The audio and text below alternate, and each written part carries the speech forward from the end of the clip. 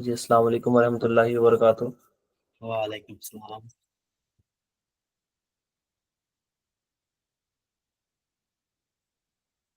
एक्रूअल्स और pre payment हमने start किया हुआ था।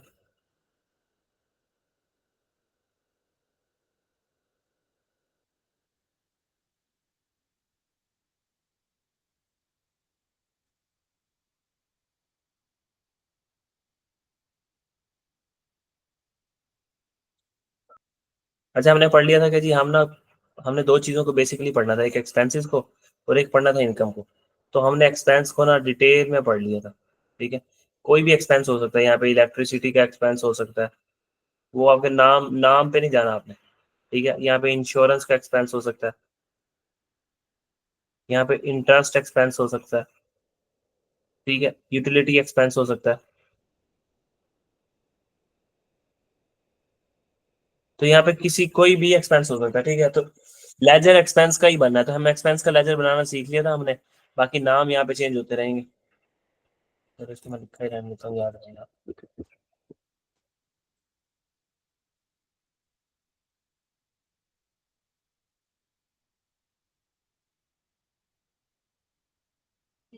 इलेक्ट्रिसिटी का एक्सपेंस हो सकता है, यूटिलिटी का हो सकता है।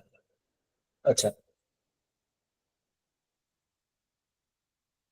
हमने पढ़ा था कि ये जी एसेट की साइड होती है, ये जी लाइबिलिटीज की साइड होती है। ठीक है, इसका क्या मतलब था जी, यहाँ हमारे पास ओपनिंग एसेट आता होता है, हमने ऐसे पढ़ा था। ठीक है, और यहाँ हमारे पास आता है जी क्लोजिंग एसेट। ठीक है, तो हमने फिर इसको हमने थोड़ा सा अल्टर किया था, ये तो हमें पता लगे। फिर हमने कहा यहाँ पे ओपनिंग लाइबिलिटी आती है हमारे पास, और यहाँ हमारे पास क्या आता है जी, क्लोजिंग लाइबिलिटी आती है। ठीक है, लाइबिलिटी का ओपनिंग यहाँ आता है, क्लोजिंग लाइबिलिटी का यहाँ आता है, ओपनिंग एसेट का यहाँ आता है, क्लोजिंग एसेट का यहाँ आता है। फिर हमने पढ़ा था एक्सपेंस, एक्सपेंस की दो तरह के हो सकते हैं। एक्सपेंस एक्सपेंस ही दो तरह के हो सकते हैं। एक्सपेंस या प्रीपेड होगा। प्रीपेड का मतलब हमने पढ़ा था कि कोई खर्चा पहले ही हमने पे कर दिया, हमने पहले पे कर दिया। अगर हमने कोई खर्चा पहले पे कर दिया तो हम क्या करेंगे, प्रीपेड डेबिट और एक्सपेंस को कम कर दो। ये हमने प्रीपेड की एंट्री पढ़ी थी। प्रीपेड एसेट अपने पास रिकॉर्ड कर लो और एक्सपेंस को क्या कर दो, टी अकाउंट में कम कर दो। ये हमारे पास प्रीपेड की एंट्री होती थी। इसको एज इट इज रटा मार लेना।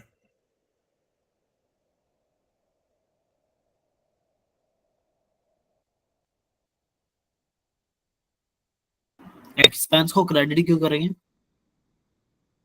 ये हम करते होते थे ना, हम क्या करते थे कि एक बंदे ने, फॉर एग्जांपल, ये कम जनवरी है, इसके पीछे थोड़ी सी डिटेल है, मैं उस डिटेल के अंदर जाना नहीं चाहता। ठीक है, बात वरना लंबी हो जाएगी। तो इसको बस यहाँ तक मेमोरी को याद करने के लिए ये रख लो। एक बंदा है, फॉर एग्जांपल, उसने 1,000 रुपया जो है वो मंथली बिल 1,000 है। ठीक है, उसने आज खड़े होके ना 14,000 रुपये पे कर दिए। ये कम जनवरी 2001 के ऊपर खड़े होकर उसने 14,000 रुपये क्या कर दिया, पे कर दिया। तो हम कहेंगे कि अगर एक मंथ का बिल 1,000 है तो 12 महीनों का बिल जी कितना बनेगा।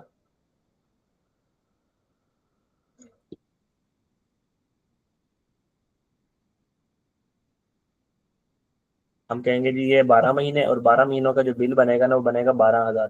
तो उस बंदे ने कितना पे कर दिया थी, 14,000। उसका मतलब ये है कि उसने अगले 2 महीनों का, जनवरी का और फरवरी का 2002 का बिल भी भर दिया। ठीक है, तो हम कहते थे कि यहाँ पे हम ले लेते थे जी कैश की अमाउंट, और उसको अगर भूल जाए हम कभी तो हम कैसे याद करते थे कि एक्सपेंस में एक्सपेंस की एंट्री सोच लो। एक्सपेंस क्या होता है, एक्सपेंस डेबिट और कैश होता था क्रेडिट। तो कैश क्रेडिट हो रहा तो यहाँ का आएगा डेबिट साइड पे, और यहाँ क्या आता था जी, पीएनएल।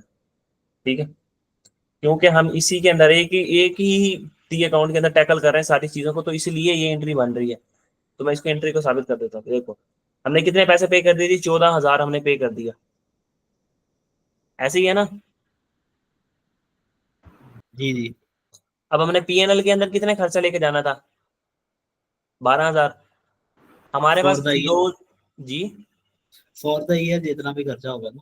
हाँ, 12 महीनों का जाता है ना। फॉर द ईयर का मतलब यही होता है कि एक साल के लिए, फॉर द ईयर का मतलब एक साल के लिए। और एक साल में कितने महीने होते हैं जी, 12 महीने होते हैं। तो 12 महीनों का खर्चा जाना चाहिए था यहाँ पे। तो 12 महीनों का खर्चा कितना बन रहा है, 12,000। तो हमने कहा कि हालांकि उसने कैश तो पे कर दिया 14,000, तो हमने कहा इसमें क्लोजिंग प्रीपेड है, मतलब कि ये जो 14,000 है ना, ये कितने महीनों का खर्चा है? ये 14 महीनों का खर्चा है। हमें 2 महीनों का खर्चा पता बता दो कितना बनता है, तो कितना बनेगा? 2,000। ठीक है, ये 2,000 बनेगा। फिर हमारे पास यहाँ ऑटोमेटिक ऑटोमेटिक पीएनएल के अंदर कितना खर्चा चला जाएगा? 12,000। अगर इस तरह नहीं करना, इस तरह नहीं करना, तो फिर ऐसे करो, आप कहो कि 12 महीनों का खर्चा जाना चाहिए पीएनएल के अंदर। अगर एक महीने का खर्चा 1,000 है, तो 12 महीनों का खर्चा कितना हो जाएगा? 12,000। तो यहाँ आ जाएगा 12,000। तो खुद ब खुद ऑटोमेटिकली 2,000 रुपये का बैलेंस यहाँ होगा, तो यहाँ पे 2,000 का क्या आ जाएगा? Carry down prepaid. ये जो है हमारा करंट एसेट। ठीक है, तो अब एंट्री क्या हो रही है? देखो, एक्सपेंस डेबिट और prepaid credit, sorry expense credit और प्रीपेड अकाउंट क्या हो रहा है? डेबिट। दो हमने बुक कर लिया प्रीपेड। ऑल दो इस क्लोजिंग की कोई एंट्री नहीं होती, क्लोजिंग की कोई एंट्री नहीं होती, लेकिन लेकिन ये हुआ कि हमारे पीएनएल में जो हमने खर्चा लेके गए थे ना, अब इस बात को अगर आप कर ही रहे हो तो फिर थोड़ी लंबी कर ही लेते हैं आप।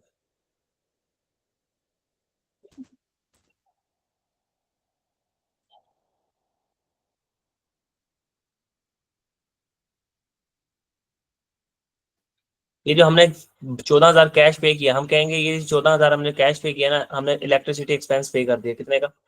14,000 रुपये का इलेक्ट्रिसिटी एक्सपेंस डेबिट और कैश क्रेडिट। फिर हमें याद आया, ये जो 14,000 क्या हमने 12 महीनों का पे किया? नहीं चाहिए, तो हमने 14 महीनों का बिल पे किया।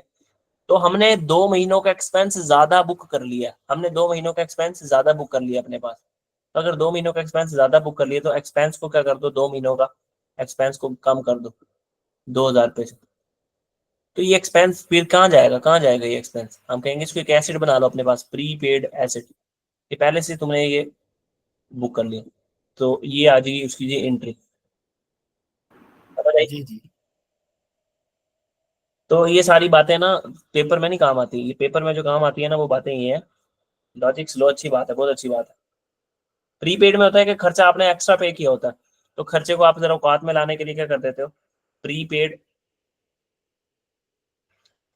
प्रीपेड एसेट डेबिट, और ये एसेट कहाँ पे जाता है जी? आपका एसओएफपी के अंदर,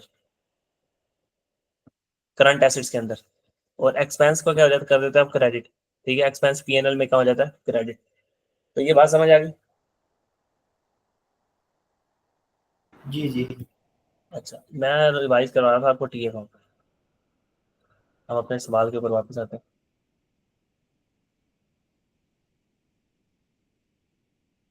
मैंने कहा था कि यहाँ पे कैश आता है, यहाँ जी हमारी पीएनएल की फिगर आती होती है, यहाँ पे आ जाता है जी क्लोजिंग प्रीपेड। क्लोजिंग प्रीपेड क्या होता है हमारा? एसिड।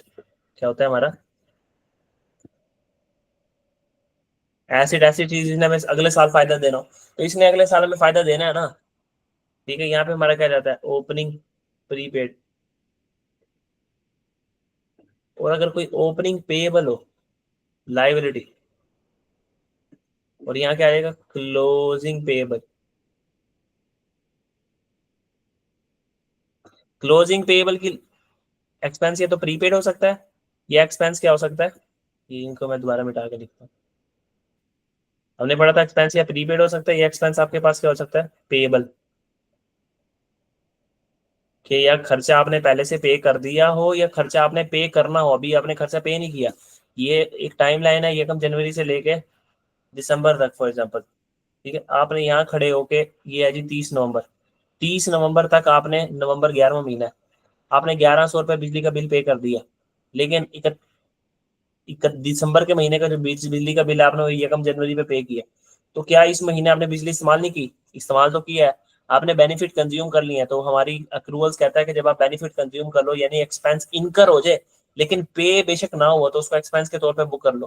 तो हम एक महीने का एक्सपेंस अपने तौर पे बुक कर लेते थे कि भाई एक 11 महीनों का जो एक्सपेंस है ना, उसको तो एक्सपेंस मानो, एक्सपेंस डेबिट और कैश क्रेडिट, 11 महीनों के एक्सपेंस के तो पे कर दिए हमने पैसे। एक और महीने का एक्सपेंस है लेकिन वो पे नहीं किया, तो ये हमने एंट्री क्या कर दी? पेएबल क्रेडिट 1 रुपए से। 12 महीनों का एक्सपेंस चला गया पीएनएल के अंदर। समझ आ गई बात? वो तो लाइबिलिटी बन गया ना, जो एक और महीने का हमने पे नहीं किया। जी जी, वो मैं बताता हूँ, लाइबिलिटी बन गया हमारी। अब इसकी एंट्री यहाँ पे एक कंसाइज एंट्री लिख देता हूँ, और वो कंसाइज एंट्री क्या है कि आपने अगर एक्सपेंस पेएबल है एंट्री कर देनी है, एक्सपेंस डेबिट और पेएबल क्रेडिट। ठीक है, ये आ गई थी। एक्सपेंस खत्म हो गए यहाँ पे ना। एक्सपेंस के पल्ले अगर एक्सपेंस कभी दुराना हो तो ये सारी बातें हैं कि एक्सपेंस या तो प्रीपेड हो सकता है, या फिर एक्सपेंस क्या हो सकता है जी, पेबल हो सकता है। प्रीपेड है तो ये एंट्री होगी, और ये हमारा क्या होगा जी, करंट एसेट।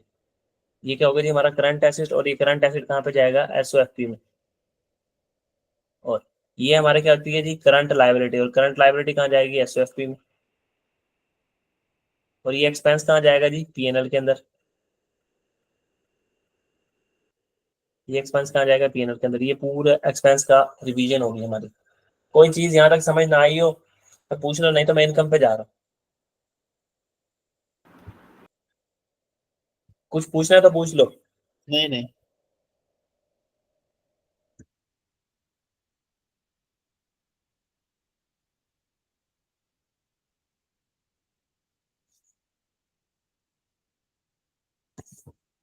अच्छा, एक्सपेंसेस पे जाने से पहले ना मैं थोड़ा,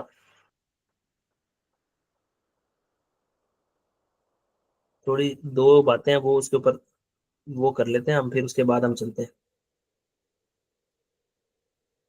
एक सवाल है, मैं आपके सामने एक सवाल रखता हूँ। ठीक है,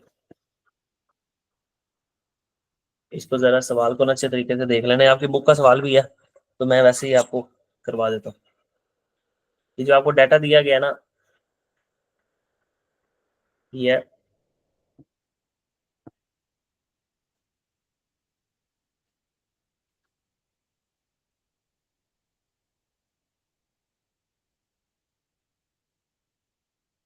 इतना आप एंट्रीज रिवाइज करो, इतना मैं यहाँ डाटा प्लॉट करता हूँ।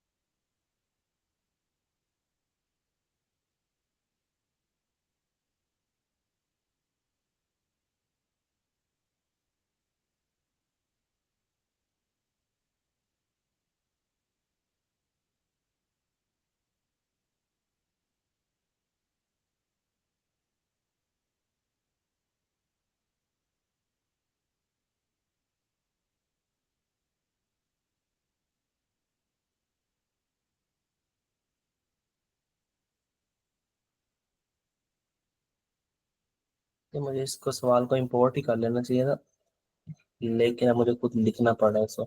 ये एक अच्छा सवाल है, तो मैं इसलिए ना खुद ही कोशिश कर रहा हूँ कि ये सवाल खुद ही करवा दूँ।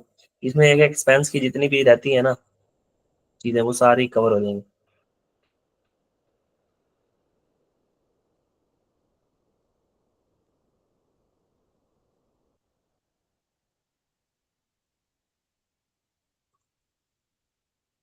ये सवाल आपको मिल जाएगा बना बना, तो उस चीज की टेंशन ना लेना, आपकी बुक का भी सवाल है ये।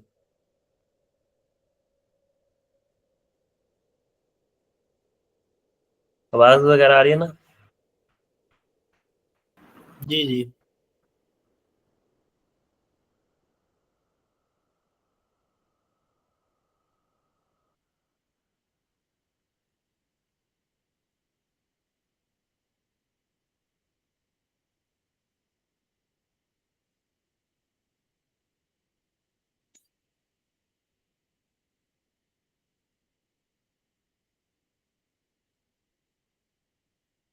अच्छा जी, हमारे पास सवाल ड्राफ्ट हो गया। ठीक है, वो हमारे पास सवाल क्या दिया हुआ है, क्या वो आपको कह रहा है कि फॉर द ईयर एंडेड 30 जून 2001 के साल के लिए, हमने सबसे पहले कहा कि हमारा 2001 का साल है, तो अपने जहन में जैसे ही ऐसे कोई डेट बताए तो आपने अपने जहन में सोच लेना है कि जो साल शुरू, ये साल हमारा फाइनेंशियल स्टेटमेंट किस साल के लिए बन रही होंगी। ऐसे एक लाइन ड्रॉ कर लेनी है अपने जहन में छोटी सी, कि हमारा साल खत्म हो रहा है 30 जून 2001 के ऊपर, और ये साल शुरू कब हुआ होगा जी? ये कम जुलाई 2000 को। ठीक है, इस कब शुरू होगा? ये कम जुलाई 2000 को शुरू होगा और 30 जून 2001 पे खत्म हो रहा है। यहाँ तक बात क्लियर है? जी अच्छा, अब ये जी इलेक्ट्रिसिटी का एक्सपेंस अकाउंट आ रहा है। एक्सपेंस, आपने ये नहीं सोचना कि इलेक्ट्रिसिटी, आपने ये कहना कि जी एक्सपेंस है, एक्सपेंस अकाउंट आ रहा है हमारे पास ना। तो हमने कहा एक्सपेंस अकाउंट को देखते हैं उसके अंदर क्या क्या डाटा दिया। उसने कहा जी एक्सपेंस अकाउंट है ना, उसमें ओपनिंग आ रहा है। तो इस जगह किस चीज का ओपनिंग आता है जी? प्रीपेड। प्रीपेमेंट। हाँ, ओपनिंग प्रीपेड आ गया। फिर उसके बाद हमने कोई कैश पे किया बैंक के थ्रू, 3 कैश पे किए हमने। फिर यहाँ पे ओपनिंग पेएबल आ रहा है। क्या आ रहा है? Opening payable. ठीक है। जी जी। अब जो ओपनिंग पेएबल आ रहा है हमारे पास, तो हम क्या करेंगे, इसको थोड़ा सा नीचे करते हैं उठा के।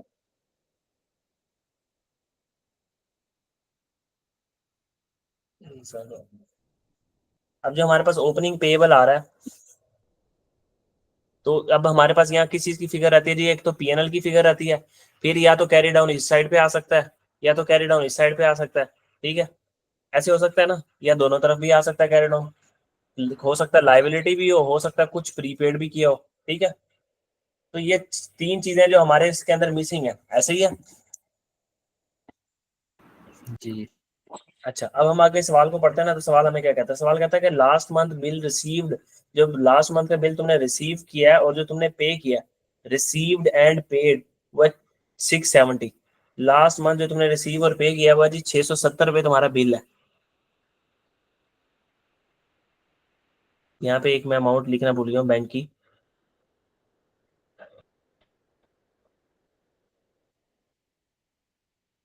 यहाँ बैंक आएगा और वो आएगा 670। वो कह रहा है जो लास्ट मंथ का तूने बिल पे किया ना, वो तुम्हारा 670 है। हमने कहा ठीक है, हमें नजर भी आ रहा है ठीक अकाउंट से, जो हमने लास्ट मंथ का बिल रिसीव किया, जो हमने पे किया ना, वो 670 है। तो उसने कहा असल में बात पता क्या? हमने कहा जी। उसने कहा कि जो 670 है ना, ये 670 के आगे दो टुकड़े हैं। हमने कहा कैसे? उसने कहा जो 670 है ना, इसमें से आप स्टैंडिंग चार्जेस के लिए 180 रुपये पे करो। स्टैंडिंग चार्जेस समझ लो एक किस्म के आपके किस तरह के चार्जेस होंगे, कोई कोई एक स्पेसिफिक किस्म के चार्जेस है। दो तरह की पेमेंट करें, स्टैंडिंग चार्जेस को मैं बाद में एक्सप्लेन करता हूँ क्या होते हैं। और स्टैंडिंग चार्जेस के लिए 180, 670 रुपये में से इसको अगर मैं दो टुकड़े करूँ, 670 रुपये में से अगर मैंने 180 पे कर दिया है एससी स्टैंडिंग चार्जेस के लिए, तो बाकी कितनी अमाउंट बचती है?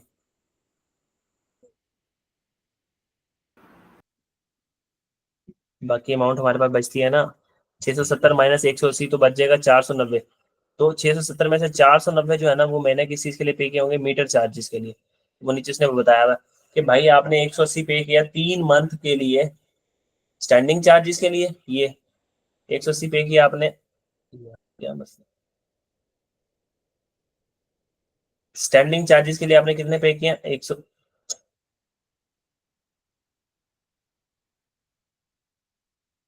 लेट मी,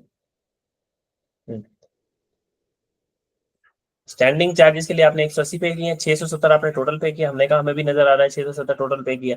उसमें से 180 स्टैंडिंग चार्जेस के हैं, जो कि 31 अगस्त 2002 तक के लिए हैं, 3 महीनों के लिए हैं ये। अच्छा, हमने कहा उसके बाद जो मीटर चार्जेस है, बाकी मीटर चार्जेस पे किए। उसने बताया नहीं कि बाकी मीटर चार्जेस पे किए। आपने खुद अज्यूम कर लेना है कि अगर 670 हमने स्टैंडिंग के पे किए हैं, 670 में से 180, तो बाकी ऑब्वियस सी बात है 490 मैंने मीटर चार्जेस के पे किए होंगे। ठीक है, और अब वो बता रहा है, वो कह रहा है कि बताओ पीएनएल के अंदर कितना खर्चा जाना चाहिए। तो हमने कहा जरा हम ना चीजों को समराइज कर लेते हैं, फिर देखते हैं कि पीएनएल में कितना खर्चा जाना चाहिए। तो ये तो हम हाईलाइट कर दिया ना हमने, अब हम इसको जरा सॉल्व करते हैं। सॉल्व थोड़ा सा इसको छोटा करते हैं।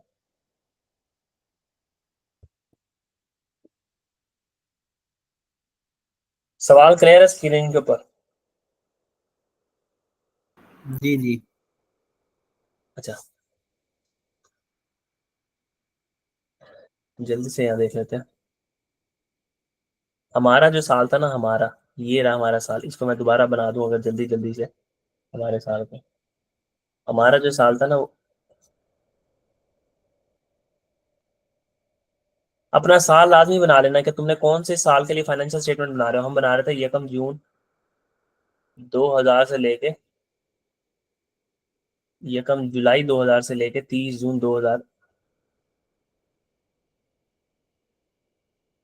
2001 के लिए। तो भाई ये जो तुमने स्टैंडिंग चार्जेस पे किए हैं 670 में से तुमने स्टैंडिंग चार्जेस 180 रुपये पे किया है। ये 4 3 मंथ है। 4 3 मंथ टू 31 अगस्त 2000 तक। 31 अगस्त, लेट मी चेक कर लूं कि मेरे कोई वैल्यू के अंदर एरर तो नहीं है।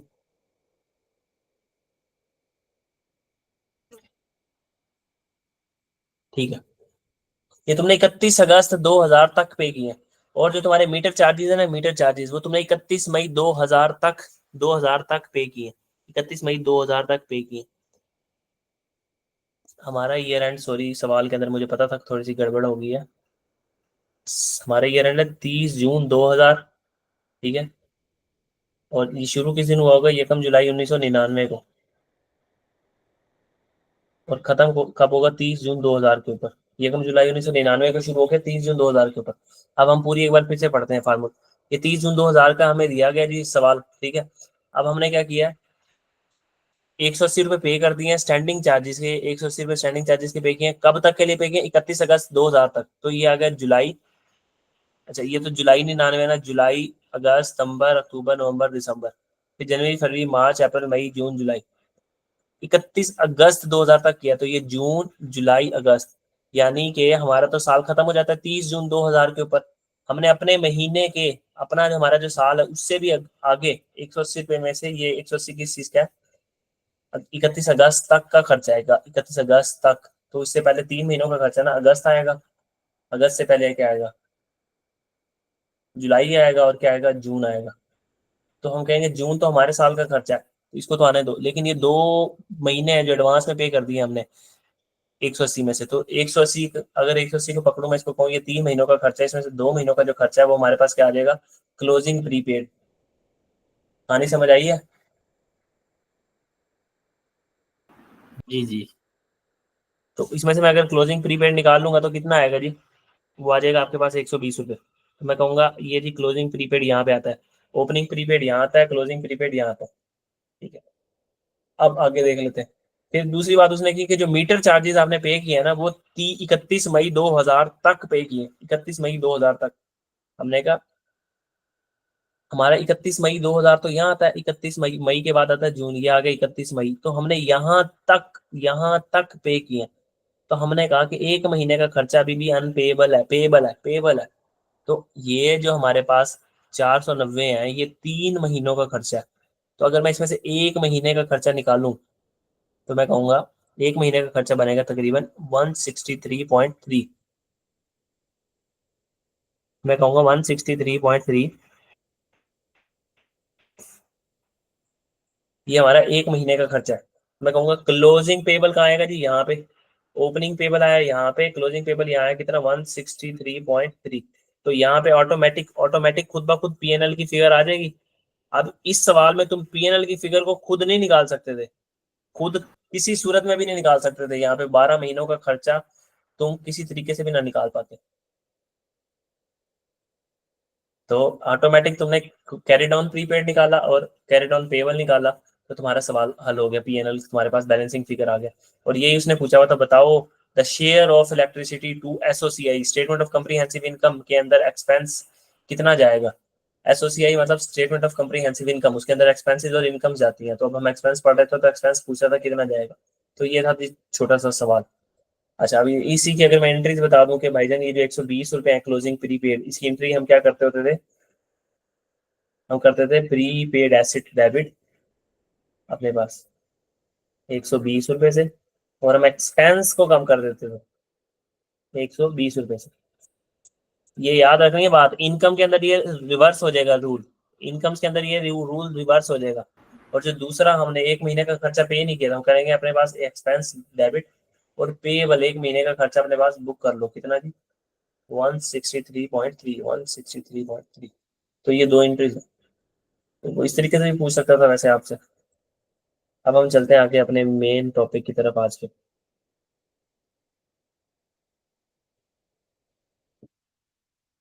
यहाँ छोटे छोटे से एरर्स देखते जाते हैं साथ के साथ, फिर मैं इनकम्स का अकाउंट बताऊंगा आपको, और इनकम्स के सवाल आपको होमवर्क में दे दूंगा। इनकम में कुछ भी बताने वाला नहीं है, एक्सपेंस का उलट इनकम है। सबसे पहला केस, केस देखते हैं हम, ठीक है। हम ये अब करने क्या लगे हैं जी, एरर, कोई भी एरर्स हो जाए तो उस एरर का हमारी फाइनेंशियल स्टेटमेंट पे इम्पैक्ट क्या पड़ेगा। तो ये बहुत आसान आसान सी बातें हैं, बस दिमाग को हाजिर नाजिर रख कर रखें। केस नंबर 1,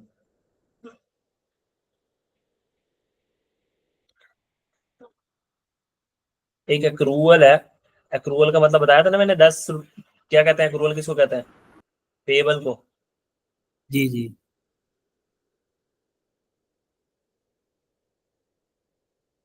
ये हमने रिकॉर्ड नहीं किया, हमने रिकॉर्ड नहीं की, तो इसका क्या इम्पैक्ट होगा।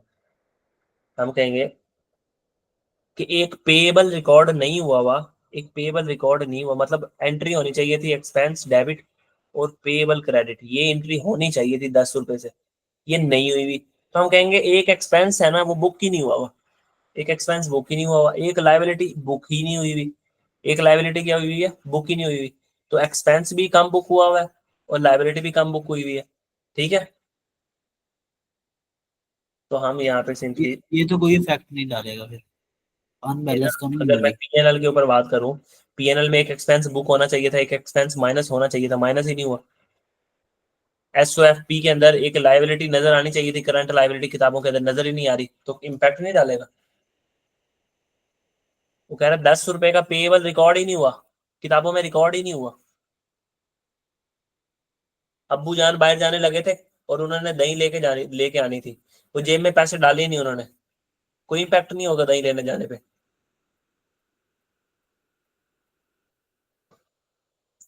पहले ये सोचो, ये जो एक्सपेंस इसकी एंट्री होनी चाहिए थी ना, कि कोई चीज पेएबल है, वो नहीं हुई पेएबल। हमने 10 रुपए की एंट्री क्या करनी थी, एक्सपेंस डेबिट और पेएबल को क्रेडिट, ठीक है। तो हमने ये नहीं किया, वो ये हमने रिकॉर्ड ही नहीं किया। रिकॉर्ड नहीं किया इसका मतलब हमने खर्चा रिकॉर्ड ही नहीं किया पीएनएल के अंदर। इसका मतलब हमने लाइबिलिटी जो है ना, करंट लाइबिलिटी एसओएफपी के अंदर शो ही नहीं की। तो जो भी हमारी लाइबिलिटीज आ रही होंगी ना, वो 10 रुपए से कम नजर आ रही होंगी, और जो भी हमारे खर्चे नजर आ रहे होंगे वो 10 रुपए का हमने खर्चा बुक ही नहीं किया, तो खर्चे भी 10 रुपए से कम नजर आ रहे होंगे। और प्रॉफिट, एक खर्चा प्रॉफिट सेल में से एक खर्चा माइनस ही नहीं हुआ, एक खर्चे ने माइनस होना था, वो माइनस हुआ ही नहीं 10 रुपए का। तो जो प्रॉफिट है वो 10 रुपए से ज्यादा नजर आ रहा होगा। सर समझ आती है कहानी, ये जी जी। एक्सप्लेन करूं, आती है समझ। जी जी। अच्छा, अब इसकी समरी लिखवाता जाता हूँ साथ साथ, ताकि दोबारा आइंदा जब करो ना तो बस उसको रिवाइज करके देखते जाओ। तो इस केस में हमारा क्या होंगे जी, एक्सपेंस जो है वो अंडर स्टेटेड होंगे।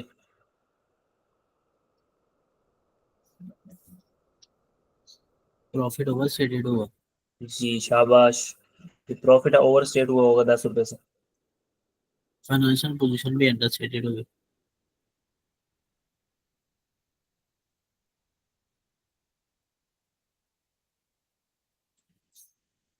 अगर मैं पूछूं मेरे करंट एसेट्स के ऊपर क्या इम्पैक्ट होगा, हम कहेंगे करंट एसेट्स पे तो कोई इम्पैक्ट ही नहीं होगा, एक लाइबिलिटी है एक एक्सपेंस है, एसेट्स के ऊपर क्या इम्पैक्ट होगा। करंट एसेट्स पे कह रहा हूं मैं, करंट एसेट्स, गौर से सुनते जाओ, सारी चीजों को देख लेते हैं। हमारी जो करंट लाइबिलिटी है ना, वो अंडर स्टेट हुई भी होगी, ब्रॉडर बात नहीं करनी कि एसओएफपी अंडर स्टेट हुई होगी। एसओएफपी के अंदर कितनी चीजें आती हैं, एसेट लाइबिलिटीज, जाके बताना है कि एसेट कम हुआ है, लाइबिलिटी कम हुई है। करंट लाइबिलिटी अंडर स्टेटेड होगी हमारी, कितने से? 10 रुपए से। 10 रुपए। लेकिन अब यहाँ सुनो, नेट एसेट्स, नेट एसेट्स कैसे निकलते हैं? अगर मैं करंट एसेट्स में से करंट लाइबिलिटीज को माइनस कर दूं ना, तो इसको हम कहते हैं जी हमारे नेट एसेट्स। नेट में हमारे पास कितने एसेट्स हैं, ठीक है? अ,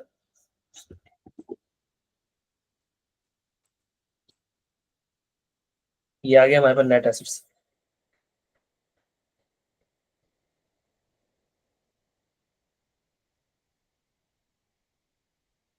भाई गए ही नहीं है वो, इसको यही पता है। तो हम कहेंगे एक एक करंट लाइबिलिटी यहाँ पे माइनस होनी चाहिए थी 10 रुपए की, वो माइनस हुई ही नहीं है। तो जो हमारे नेट एसेट्स हैं, नेट एसेट्स हैं, वो 10 रुपए से क्या आ रहे होंगे, ओवर स्टेट हुए पड़े होंगे। ऐसे ही है, जी। समझ आइए। एक 10 रुपए यहाँ पे माइनस होना चाहिए था, वो माइनस हुआ ही नहीं। मिसाल के तौर पे ये 100 है करंट एसेट, और इसमें से 10 माइनस होने के बाद 90 आना चाहिए था। अब वो 10 अगर माइनस ही नहीं हुआ, तो 100 में से कुछ भी माइनस नहीं हुआ, तो ये 100 आ रहा है। तो 10 रुपए से क्या आ रही है, ओवर स्टेटमेंट। तो नेट एसेट्स हमारे क्या हुए होंगे, ओवर स्टेट, किस अमाउंट से, 10 से। बस सोच लो कि एक लाइबिलिटी बुक नहीं हुई तो 10 से ओवर स्टेट, एक चीज 10 रुपए से माइनस होनी चाहिए थी, वो ही नहीं है। तो हम कहेंगे पांचवी बात जो है हमारी, वो जो हमारे नेट एसेट्स है, वो ये छोटे से इम्पैक्ट पूछेगा कि नेट एसेट्स पे क्या फर्क पड़ेगा, उस पे क्या फर्क पड़ेगा। नेट एसेट्स हमारे ओवर स्टेट हुए होंगे बाय 10। अच्छा जी, हम आगे आ जाते हैं। एक प्री पेमेंट रिकॉर्ड नहीं हुई, हम ये देख लेते हैं अपना।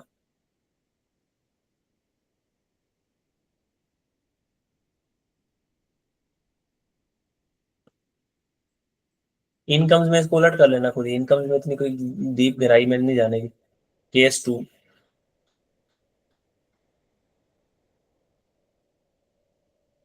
हमारी एक प्री पेमेंट है 10 रुपए की, वो हमने रिकॉर्ड नहीं की, नॉट रिकॉर्ड। मतलब कि हमें क्या एंट्री करनी चाहिए थी, प्री पेमेंट की क्या एंट्री होती है, जल्दी से बताओ। प्री पेमेंट ऐसा डेबिट। हाँ, आगे। Expense credit. शाबाश। तो ये एंट्री होनी चाहिए थी 10 रुपए से, ये हमने नहीं की। तो भाई एक एक एसेट बुक ही नहीं हुआ, एसएफपी में एक एसेट बुक ही नहीं हुआ। एक एक्सपेंस कम होना चाहिए था, पीएनएल के अंदर एक एक्सपेंस माइनस होना चाहिए था, वो माइनस हुआ ही नहीं है। एक्सपेंस क्रेडिट होने का मतलब क्या है, एक्सपेंस कम हो रहा है ना, एक्सपेंस कम हो रहा है। सॉरी, एक्सपेंस ऐड बैक होना चाहिए, रिवर्स होना चाहिए था। तो यहाँ पे देखते हैं इसका इम्पैक्ट। हम कहेंगे जी इसका इम्पैक्ट क्या क्या होगा। यहाँ पे जो एक्सपेंस लिखे हैं फॉर एग्जाम्पल 100 है, उसमें से एक एक्सपेंस क्रेडिट हो रहा है। एक्सपेंस क्रेडिट होने का मतलब है कि एक खर्चा 10 रुपए का इसमें से माइनस होना चाहिए। तो 10 रुपए का खर्चा इसमें से माइनस हुआ ही नहीं, 100 रुपए का खर्चा हुआ पड़ा, हालांकि खर्चा 90 रुपए का आना चाहिए था। तो पहली बात अगर हम जो करेंगे, पहली बात क्या करेंगे हम, कि जो हमारे एक्सपेंस है वो ओवर स्टेट हुए हैं कितने से, 10 रुपए से। अब ये वैल्यू लिखते जाना खुद, एक्सपेंस ओवर स्टेटेड बाय 10। दूसरे नंबर पे, अगर एक खर्चा ओवर स्टेट हुआ है, खर्चा ज्यादा माइनस हुआ है, तो प्रॉफिट क्या हुआ होगा, कम। प्रॉफिट अंडर स्टेटेड होगा। जहां ना समझ आए रोकवा के पूछ लेना। इसके ऊपर करंट एसेट्स पे क्या फर्क पड़ेगा जी, करंट एसेट्स पे, भाई करंट एसेट, एक करंट एसेट बुक होना चाहिए था, वो करंट एसेट बुक हुआ ही नहीं है। तो करंट एसेट एक बुक होना चाहिए था प्रीपेड एक्सपेंस के नाम से। तो करंट एसेट हमारे अंडर स्टेटेड हुए पड़े होंगे, कितने से जी, 10 रुपए से। फिर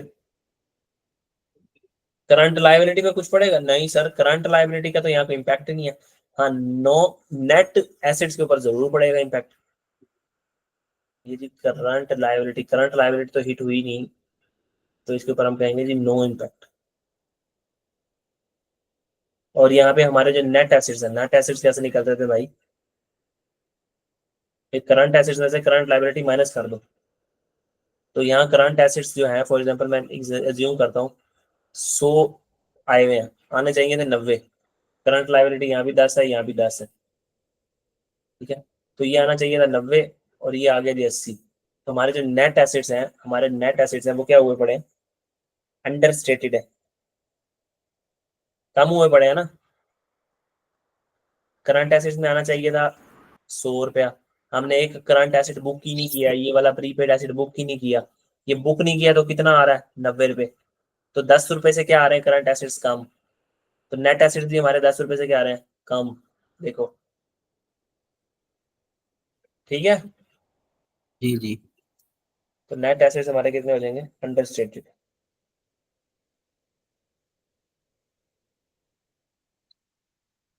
बाय 10।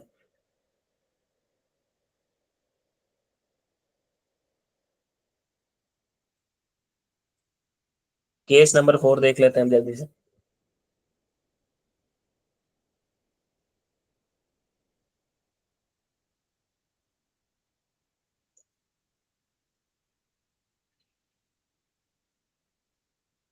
और केस नंबर 3 है ना हमारा ये।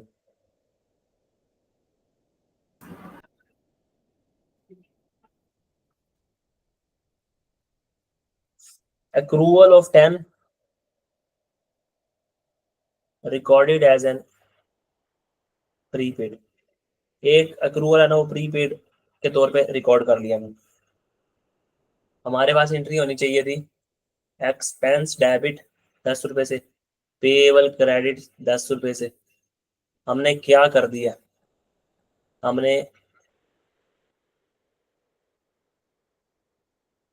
प्रीपेड एसेट को डेबिट कर दिया और एक्सपेंस को क्रेडिट कर दिया।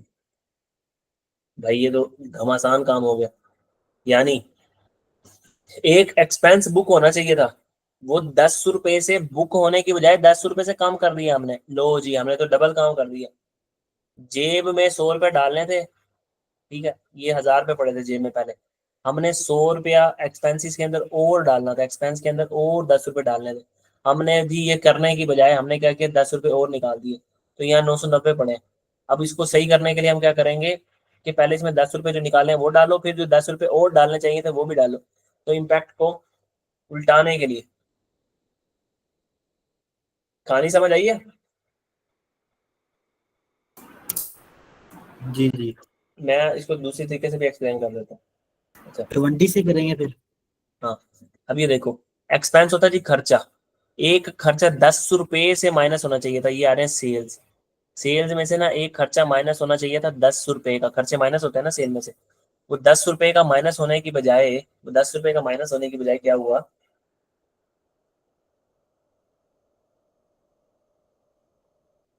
यहाँ जो खर्चे आ रहे थे ना, उस खर्चे के अंदर ऐड हो गया वो एक्सपेंस। क्रेडिट होने का मतलब पता है क्या होता है, कि 100 रुपए का जो खर्चा आ रहा है, ये ना ऐसे समझाता हूँ मैं। ये सेल है 100 रुपए, 100 रुपए में से टोटल खर्चा है हमारा 90 रुपए का। ये 90 यहाँ माइनस होना चाहिए था, ये 90 नहीं माइनस हुआ। इस 90 के अंदर ये 10 रुपए पड़े होते अगर ये माइनस हो गया होता। बात को ना दोबारा घुमाते हैं, चलो इस तरह और ट्रिकी हो जाएगी बात। ये जी 90 रुपए का खर्चा इसमें से माइनस होना चाहिए था, फिर हमें याद आया कि हमने एक अक्रूवल बुक करना है। हम अगर अक्रूवल बुक करते और हमसे गलती ना होती तो हम क्या करते, 90 का खर्चा ना माइनस करो, एक और एक्सपेंस डेबिट कर लो, एक्सपेंस के अंदर एक और एक्सपेंस ऐड कर लो, यहाँ पे 100 रुपया माइनस कर दो, ठीक है। ये हो जाना चाहिए था। लेकिन लेकिन हमने क्या किया कि ये यहाँ पे माइनस किया ही नहीं। यहाँ पे जब हमने ऐड नहीं किया तो ये यहाँ से माइनस भी नहीं हुआ। ये माइनस नहीं हुआ तो प्रॉफिट को क्या कर दिया इसने, उछाल दिया। कैसे प्रॉफिट को उछाल दिया ना इसने।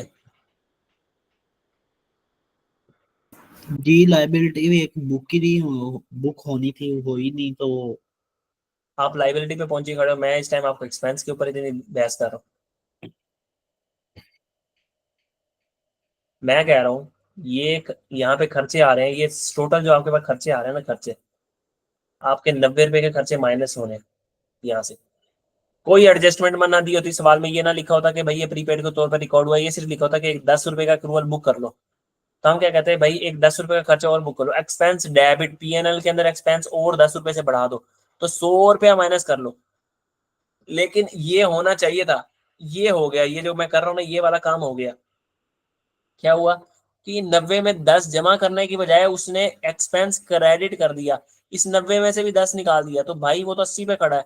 100 पे होना चाहिए था एक्सपेंस, 80 पे खड़ा है, तो एक्सपेंस कितने से कम हो गया, 20 रुपए से अंडर स्टेट हुआ खड़ा है। जी जी अगर एक्सपेंस 20 से अंडर स्टेट है तो प्रॉफिट 20 से क्या हुआ होगा, ओवर स्टेट। जी जी। बस यही तो बात इतनी देर से मैं समझा रहा था। तो यहाँ पे लिख लेते हैं, जो हमारे एक्सपेंस है ना,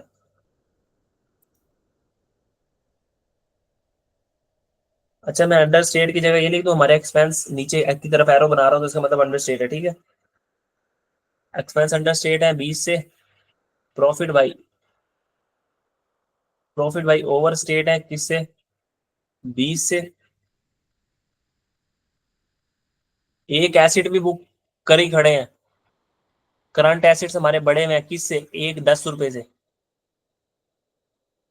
एक लाइबिलिटी बुक करनी चाहिए थी, लाइबिलिटी बुक ही नहीं की हुई, करंट लाइबिलिटीज अंडर स्टेटेड है 10 रुपए से। नेट नेट एसिड्स के ऊपर क्या फर्क पड़ेगा, नेट एसिड्स को देख लेते हैं भाई।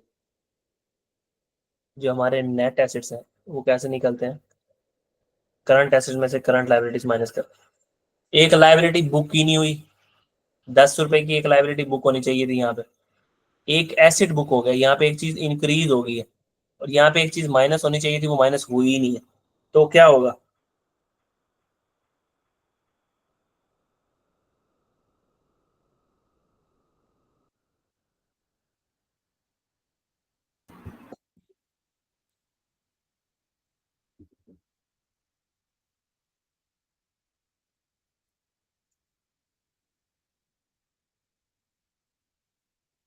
क्या होगा, नो फैक्ट होगा।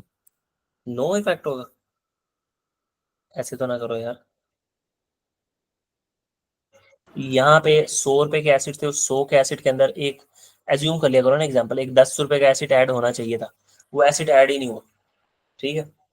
फिर क्या हुआ जी, ओ सॉरी, यहाँ पे एक लाइबिलिटी ऐड होनी चाहिए थी, यहाँ पे इसको एग्जांपल को यूं कर लेते हैं, ये जो करंट एसिड एज्यूम करो, ओरिजिनल में थे 100 और करंट लाइबिलिटी एज्यूम करो ओरिजिनल में थी 50, तो लाइबिलिटीज के अंदर ना 50 10 रुपए जमा होने चाहिए थे, लेकिन ये 10 रुपए जमा ही नहीं हुए। ये लाइबिलिटीज में ये होना चाहिए था, ये हुआ ही नहीं, ये हुआ ही नहीं। एसेट्स के अंदर 10 रुपए जमा कर दिए, इसके अंदर 10 रुपए जमा नेट कर एसिड दिए, बढ़ जाएंगे फिर। तो भाई जो नेट एसेट्स है ना, नहीं नहीं पहले बात को समझो, यहाँ 10 रुपए ज्यादा बढ़े हुए हैं, अगर मैंने इसको सही करना होगा तो मैं इसमें से 10 निकाल के फिर इसमें 10 डालूंगा भी सही। तो इम्पैक्ट क्या है कि नेट एसेट्स जो है ना 20 रुपए से, 20 रुपए का रोल आया हुआ नेट एसेट्स में। नेट करंट एसेट्स जो है ना हमारे, वो कितने से ओवर स्टेट हुए हुए हैं। कहानी नहीं समझ आ रही आपको।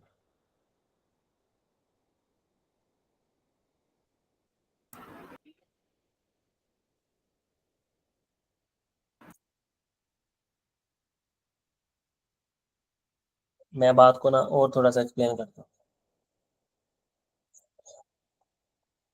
नहीं तो फिर इसके ऊपर कल एग्जांपल कर लेंगे एक और, कोई बात नहीं। अच्छा, एक जी हमारी लाइबिलिटी बुक होनी चाहिए थी, वो ये जी करंट एसेट में से करंट लाइबिलिटी, एक लाइबिलिटी या 10 रुपए की ऐड होनी चाहिए थी, वो ऐड ही नहीं हुई। एक एक प्रीपेड एसिड हमारे पास यहाँ पे बुक हो गया, 10 रुपए यहाँ पे जमा हो गया। जब यहाँ पे 10 रुपए जमा हो गए, ये चीज 10 रुपए से बढ़ गई। फॉर एग्जाम्पल यहाँ 100 लिखा हुआ था पहले, और यहाँ लिखा हुआ था 40 रुपए, तो यहाँ पे 110 पे पहुंच गई ये चीज 10 रुपए से बढ़ेगी। और ये चीज जो है ना, 10 रुपए से, ये 10 रुपए से कम कम क्या, ये वहीं वहीं खड़ी है, ये इसके अंदर से कुछ हुआ ही नहीं, फिर माइनस ही 20 रुपए से कम करेंगे। हाँ, तो इसमें से एक चीज माइनस होनी चाहिए थी, इसको कम होना चाहिए था, और इसको भी नॉर्मल रहना चाहिए था, तो उल्टा हो गया। तो 20 रुपए से हमारे जो नेट एसेट्स है ना, वो ओवर स्टेट हुए पड़े होंगे, net current assets over state हुए पड़े होंगे। क्योंकि जब हमने इस गलती को सही करना होगा, कि हम कहेंगे कि इसके अंदर जो है ना, ये देखो, मसला ना सारा आया है, इस बात को ना ऐसे समझो, मसला सारा है इस भाई के अंदर, इस भाई के अंदर जमा हो गए 10 रुपए गलती से, इस भाई में से गलती से 10 रुपए माइनस होने चाहिए थे ये करंट लाइबिलिटीज के तौर पे। इस भाई में 10 रुपए हमने जमा कर दिए, अब हमने इसके इफेक्ट को न्यूट्रलाइज करना होगा तो 10 जमा किए तो पहले उसको उल्टाएंगे, फिर एक और 10 माइनस करेंगे, तो हमने नेट में कितना किया, यानी इसके अंदर एक जो 10 चला गया उसको खत्म करो पहले, फिर इसमें से 10 माइनस होना चाहिए था जो लाइबिलिटी के तौर पे बुक नहीं किया उसको रिकॉर्ड करो, तो 20 रुपए का इम्पैक्ट। तो हमारे नेट करंट एसिड्स जो है ना, नेट करंट एसिड्स वो 20 रुपए से ओवर स्टेट हुए पड़े होंगे।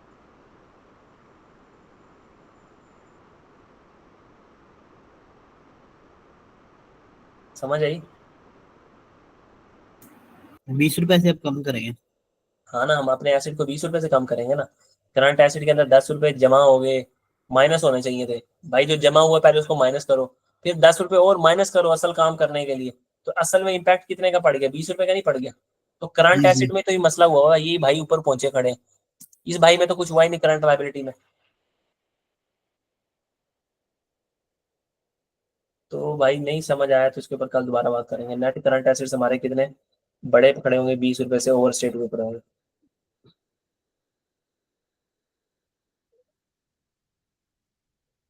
जी जी।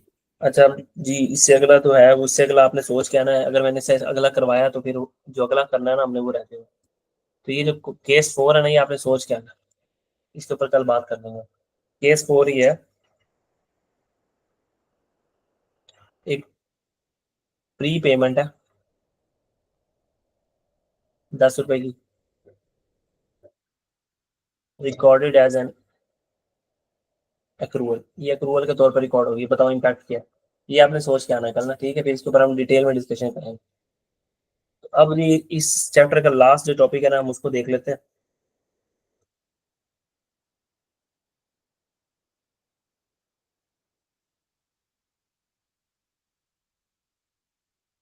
और फिर इस चैप्टर को कंक्लूड करते हैं यहाँ पर।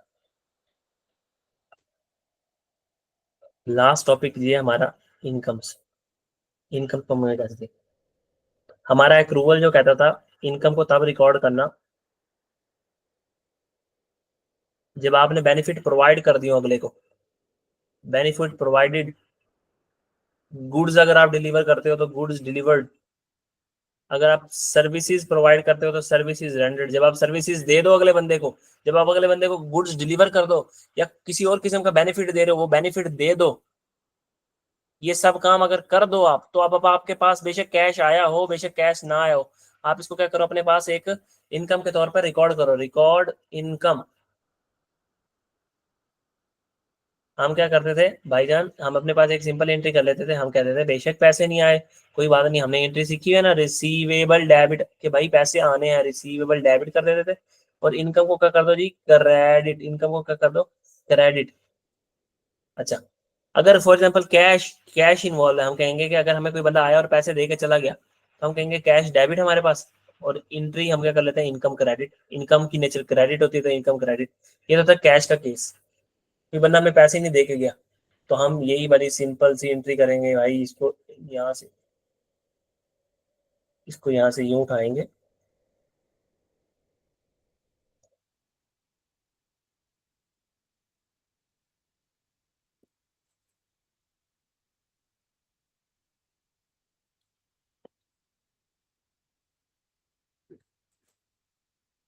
यहाँ पे हम पेस्ट कर देंगे, ठीक है।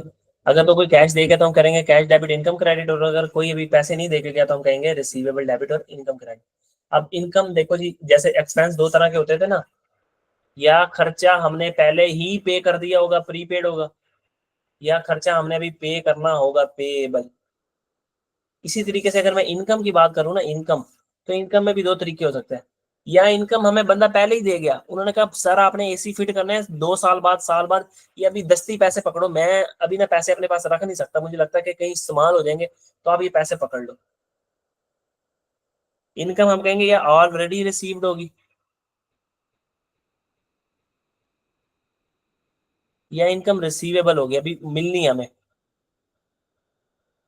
ठीक है। अब कोई ऐसा सा सीन ना बना देना कि इनकम प्रीपेड और इनकम पेएबल, इनकम पेएबल नहीं होती, इनकम रिसीवेबल होती है, पैसे आने होते हैं, एक्सपेंस के खर्चे के तौर पे एक्सपेंस जो होता है वो जाना होता है, ठीक है, तो उसको ना कंफ्यूज कर देना। ऐसा रूल भी बना देते हैं वास्ट टाइम बच्चे। तो एक्सपेंस प्रीपेड होता है या पेएबल होता है, और इनकम या प्रीपेड सॉरी ऑलरेडी रिसीव्ड होती है, या फिर क्या होती है, रिसीवेबल। अगर एक इनकम हमारे ऊपर ऑलरेडी रिसीव्ड है, ठीक है, ऑलरेडी रिसीव्ड है, तो भाईजान ऑलरेडी जब भी हमारी इनकम रिसीव्ड होती है हम कहते हैं जी ये कैश डेबिट है हमारे पास।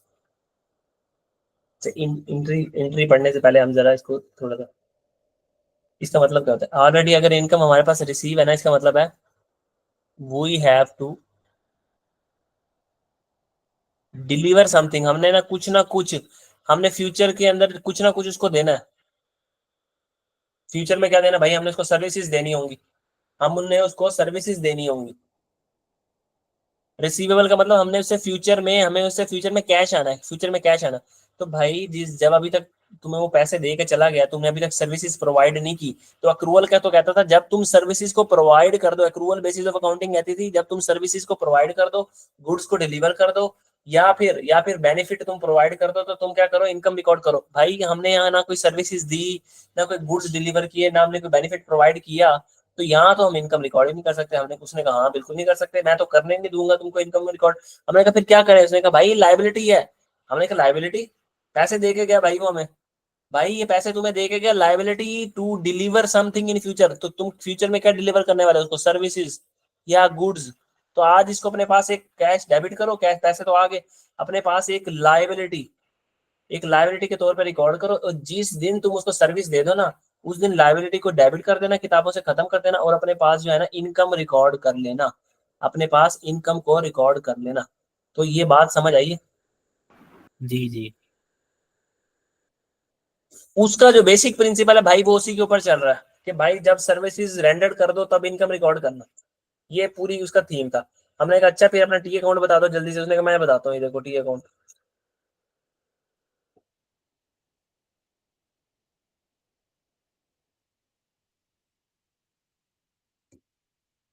जल्दी से इसका टी अकाउंट देख लेते हैं।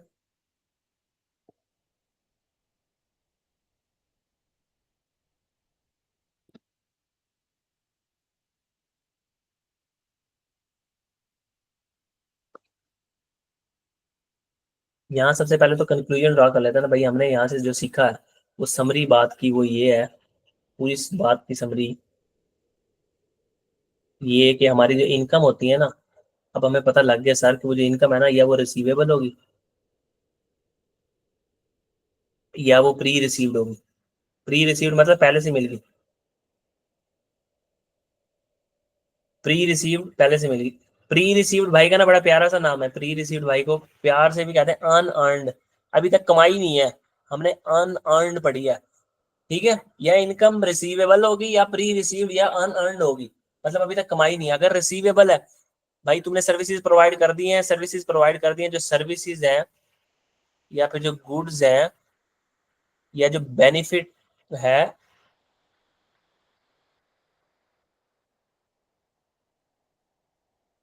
इन तीनों केस में वो प्रोवाइड कर दिया तुम्हें। अगर तुमने प्रोवाइड कर दिया तो इनकम रिकॉर्ड कर लो, बेशक तुम्हें मिली ना हो। अच्छा फिर वो कैसे करेंगे जी इनकम रिकॉर्ड, हम कहेंगे रिसीवेबल को डेबिट कर लो अपने पास किताबों में। और ये एंट्रियां लिखवा रहा हूँ, बाद में भूलना जाना, इनकम आज ही रिकॉर्ड कर लो। हमने कहा अच्छा, और अगर प्री रिसीव्ड इनकम, इस ये क्या भाईजान, ये क्या है, उसने कहा ये जो है ना रिसीवेबल, रिसीवेबल तो हमने कहा ये तो एक एसेट होता है। हाँ उसने कहा हाँ जी एसेट है। हमने कहा कौन सा, ये तो करंट एसेट होता है, हमें पता है पहले से। और ये कहाँ जाता है, ये तो एसएफपी में जाता होता है रिसीवेबल, ठीक है। हमने कहा ये इनकम है, ये इनकम तो एसपीएल में जाती होती है इनकम के तौर पे। उसने कहा हाँ बिल्कुल ऐसे ही है, कोई नई बात है ही नहीं। अच्छा फिर यहाँ पे जो सर्विसेज हैं आपने, या फिर जो आपने गुड्स अगर आप बेचते हो, गुड्स आपने, या फिर जो बेनिफिट आपने देना उसको, किसी भी किस्म का benefit to be provided in future, future में प्रोवाइड करना है, बट कैश रिसीव्ड, पैसे मिल गए हैं। तो भाई ये पैसा आज तो वो कहता है अगर बेनिफिट बुक नहीं की, तुमने दिया ही नहीं, बेनिफिट प्रोवाइड ही नहीं किया, तो तुम आज अपनी इनकम रिकॉर्ड ही नहीं कर सकते। तो हमने कहा फिर क्या करें, पैसे तो आ गए। उसने कहा भाई कैश को डेबिट करो अपने पास, ठीक है। हमने कहा ठीक है, प्री रिसीव्ड इनकम अपने पास क्रेडिट कर लो, pre received income, unearned income, कुछ भी नाम दे सकते हो, लायबिलिटी बुक कर लेनी है तुमने। उसने कहा कि भाई ये जो कैश है एक एसेट होता है ना तुम्हारा, ये एसेट कहाँ नजर आ रहा होगा भाई, ये तुम्हारे करंट एसेट्स में नजर आ रहा होगा, ठीक है, ये तुम्हारे करंट एसेट्स में नजर आ रहा होगा। लेकिन प्री रिसीव्ड इनकम है ना, अब मजेदारी की बात, वो छोटी सी बात ये, वो यहाँ पे करते हैं बात को, ठीक है। वो यहाँ पे देखो, जब हमें पैसे ज्यादा मिल जाते थे, हमने कहा हमें एक्सपेंस मिल गया, 1400 रुपया मिल गया हमें, और हमने क्या कर दिया, मतलब सॉरी 1400 हमने पे कर दिया, कैश हमारे पास से चला गया। ये 2 महीनों का एक्सपेंस है ना, जो वो 2 महीनों का एक्सपेंस ज्यादा हो गया, तो हम 2 महीनों का एक्सपेंस को क्या करते थे, expense debit, sorry prepaid debit, prepaid acid book कर लो 2 महीनों का, एक्सपेंस 200 रुपए से ज्यादा हो गया, यानी 2 महीनों का ज्यादा बुक कर लिया और एक्सपेंस को कम कर दो। अच्छा सर, अगर हमें पैसे ही ज्यादा मिल जाए, मतलब क्या हुआ, मतलब हमें पैसे मिलने चाहिए थे, 1200 रुपये हमारी इनकम है, वो बंदा हमें 1400 रुपये दे के चला गया, 2 महीनों की एक्स्ट्रा इनकम दे के चला गया, 2 महीनों के पैसे एडवांस में दे के गया, तो 2 महीनों के सर ऐसे ही नहीं है जैसे हमने अभी तक कमाई ही नहीं है। तो मैंने कहा हाँ, हमने पहले क्या किया होगा जी, कैश डेबिट 1400 रुपये से, चल जा भाई, हमने कैश डेबिट किया होगा 1400 से, हमने अपने पास इनकम रिकॉर्ड कर ली होगी 1400 रुपये की। हमने कहा इसमें से 2 महीनों की तो इनकम ही नहीं है, 2 महीनों की इनकम नहीं है, इनकम नहीं है तो सर क्या करोगे, इनकम को 2 महीनों से डेबिट कर दो, 2 महीनों की तो इनकम ही नहीं है, तो फिर ये क्या है, ये क्या है, ये करंट लाइबिलिटी है भाईजान, ये करंट लाइबिलिटी है, या प्री रिसीव्ड इनकम है, प्री रिसीव्ड इनकम है। अच्छा, हमने कहा जैसे हमने एक एसिड बना दिया था, यहाँ हमने एक चीज को लाइबिलिटी बना दी, तो प्री रिसीव्ड इनकम में क्या करेंगे, हम इनकम को डेबिट कर देंगे कि भाई ये इनकम जो है, इनकम डेबिट होगी, और प्री रिसीव्ड एक लाइबिलिटी हमारी किताबों में आ गई, ये कहाँ चली जाएगी, एसपीएल के अंदर, और ये कहाँ चला जाएगा, करंट लाइबिलिटीज के अंदर, एसओएफपी के अंदर। कोई सवाल हो यहाँ तक तो पूछ लो। No sir. चलो आखिरी टी अकाउंट इसका, और उसके बाद क्लास हमारी एंड होगी, और ये चैप्टर भी इंशाल्लाह हमारा इख्तिताम को पहुंचेगा। बाकी इसके सवाल प्रैक्टिस सेशन में आपको करवाए जाएंगे, बिल्कुल डिटो कॉपी, वही वही फ्रेमवर्क है, जैसे एक्सपेंस में पहले ढूंढते थे कि हमारी फाइनेंशियल ईयर कौन सा है, मतलब फाइनेंशियल स्टेटमेंट किस साल की बना रहे हैं, ऐसे ढूंढना, कोई इनकम रिसीवेबल है, कोई इनकम पे सॉरी अनअर्न्ड है, यानी अनअर्न्ड का मतलब प्री रिसीव्ड है, बस उसको टी अकाउंट में फेंकना और सिर्फ जवाब आ जाएगा। अच्छा, अब मैं यहाँ पे जरा सा इसको,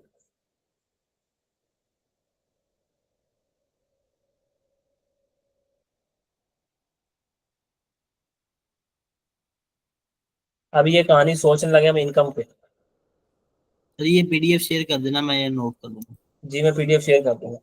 अच्छा इनकम, हमने सोचा था जब इसी के साइड में ना मैं एक्सपेंस का भी लेजर बनाता हूं, ताकि आपको ना ज्यादा समझ आए बात।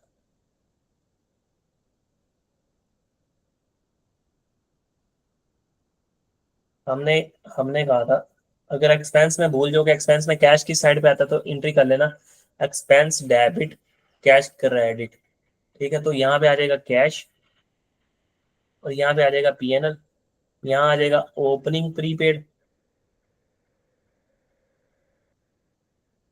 यहाँ आ जाएगा ओपनिंग पेएबल लाइबिलिटी की साइड पे। अब तो याद होंगी होंगी ना बातें, ये आ जाएगा क्लोजिंग पेएबल, यहाँ आ जाएगा क्लोजिंग प्रीपेड, ऐसे ही था ना, यहाँ यहाँ यहाँ यहाँ जी जी। यहाँ, ठीक है। फिर अगर हमने कहा अगर इनकम में तुम भूल जाओ तो इनकम की एंट्री कर लो, इनकम की सादा इनकम रिकॉर्ड करने की एंट्री क्या होती है, बिल्कुल सादा, डेबिट कैश क्रेडिट इनकम। हाँ शाबाश, डेबिट कैश क्रेडिट इनकम, तो कैश डेबिट हो रहा है तो आएगा किस साइड पे, क्रेडिट से। शाबाश क्रेडिट साइड पे, तो यहाँ क्या आएगा, पीएनएल। तो समझ आ गई टी अकाउंट कैसे बनेगा। ओपनिंग ओपनिंग क्लोजिंग भी रिवर्स हो जाएंगे सारे। अब मैं समझाता हूँ ना, ओपनिंग क्लोजिंग कुछ भी रिवर्स नहीं होगा, देखो जहन में ना एक चीज रखनी है, एक्सपेंस पेएबल होता है या प्रीपेड होता है, और इनकम इनकम रिसीवेबल होती है या प्री रिसीव्ड होती है, और प्री रिसीव्ड लाइबिलिटी होती है, रिसीवेबल एसेट होता है। तो यहाँ क्या आता है, यहाँ हमेशा ओपनिंग आता है किस चीज का, एसेट्स का, जैसे वहां ओपनिंग आता था एसेट्स का, यहाँ ओपनिंग आता है लाइबिलिटीज का, जैसे वहां लाइबिलिटीज का ओपनिंग आता था, यहाँ क्लोजिंग आता है एसेट्स का। यहाँ क्लोजिंग आता है लाइबिलिटी का। अब इनकम के केस में एसेट क्या था, रिसीवेबल, तो ओपनिंग रिसीवेबल भाई यहाँ आएंगे, कोई इनकम ओपनिंग रिसीवेबल हुई तो, और क्लोजिंग रिसीवेबल यहाँ आएंगे, और ओपनिंग प्री रिसीव्ड इनकम पड़ी हुई हमारे पास कुछ पहले से, हमारे पास ओपनिंग में प्री रिसीव्ड हुई तो वो यहाँ आ जाएगी, या ओपनिंग प्री रिसीव्ड की जगह ओपनिंग अनअर्न्ड जो भी अब तक आपने कमाई नहीं है, ऐसे कर लो। क्लोजिंग अनअर्न्ड आपके पास कैसे आ जाएगी? प्री रिसीव तो पहले रिसीव की हुई नहीं होती। हाँ तो पहले जो रिसीव की होती है हमने उसके ऊपर करंट लायबिलिटी नहीं बनाया था, ये देखो मेरा चन, प्री रिसीव का मतलब अभी इनकम हमने रिसीव कर लिया है, सर्विसेज दी नहीं है, सर्विसेज फ्यूचर में देंगे तो इनकम रिकॉर्ड करेंगे अपने पास। जी जी। इनकम रिकॉर्ड नहीं की हमने, सिर्फ क्या किया, कैश डेबिट करके प्री रिसीव्ड इनकम PRI एक लाइबिलिटी किताबों में बना दी है, लाइबिलिटी की नेचर क्रेडिट होती है, इसको भी हमने क्रेडिट कर दिया। जिस दिन हम दे देंगे सर्विसेज उस दिन लाइबिलिटी, करंट लाइबिलिटी को डेबिट करके और इनकम क्रेडिट कर देंगे। तो हमारे पास पता लगा, हमें पता लगा, बात याद होगी इस तरह के, एक्सपेंस होता है प्रीपेड और या पेएबल, और इनकम होती है प्री रिसीव्ड या रिसीवेबल। तो रिसीवेबल एसेट होता है, प्री रिसीव्ड लाइबिलिटी होती है, ओपनिंग प्रीपेड एसेट होता है और ओपनिंग पेएबल लाइबिलिटी होती है। अगर मैं छोटी सी समरी बना दूं, याद करने के लिए आसानी रहेगी। देखो एसेट का ओपनिंग क्लोजिंग कभी चेंज नहीं हो जाएगा, किसी और सवाल के अंदर वो किसी और साइड पे आने लग जाएगा, वो हमेशा उसी साइड पे आएगा।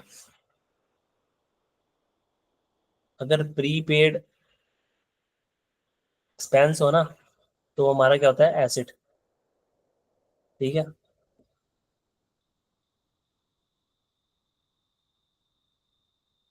पेएबल एक्सपेंस हो ना तो हमारा क्या होता है, लायबिलिटी। अब करंट करंट लगा लेना, इसके साथ करंट होते हैं सारे। और इनकम जो होती है ना, वो इनकम रिसीवेबल हो, रिसीवेबल आम रिसीवेबल हमारा एसेट होता है ना, जैसे तो वैसे इनकम रिसीवेबल हमारा एसेट होती है। तो एक एसेट, और इनकम अगर प्री रिसीव्ड हो या अनअर्न्ड हो तो हमारी क्या होती है, लायबिलिटी, हमने अभी सर्विसेज देनी है फ्यूचर के अंदर। तो बस ये चार चीजें याद करो। अगर प्रीपेड एसेट है तो ओपनिंग प्रीपेड यहाँ आएगा, क्लोजिंग प्रीपेड यहाँ आएगा, एसेट का क्लोजिंग यहाँ आता है, पेबल का ओपनिंग यहाँ आता है, क्लोजिंग पेबल यहाँ आता है।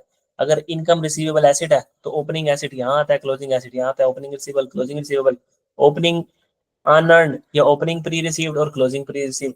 फिर कैश तो आपको पता है कैसे निकालना है, इस एंट्री के तहत, तो ये आ जाएगा। बाकी इसके ऊपर सवाल करोगे तो ये अजबर हो जाएंगी आपको चीजें।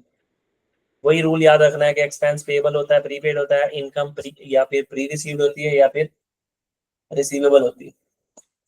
तो कोई सवाल हो तो पूछ लो, अदरवाइज मैं क्लास को एंड करूँ। No sir.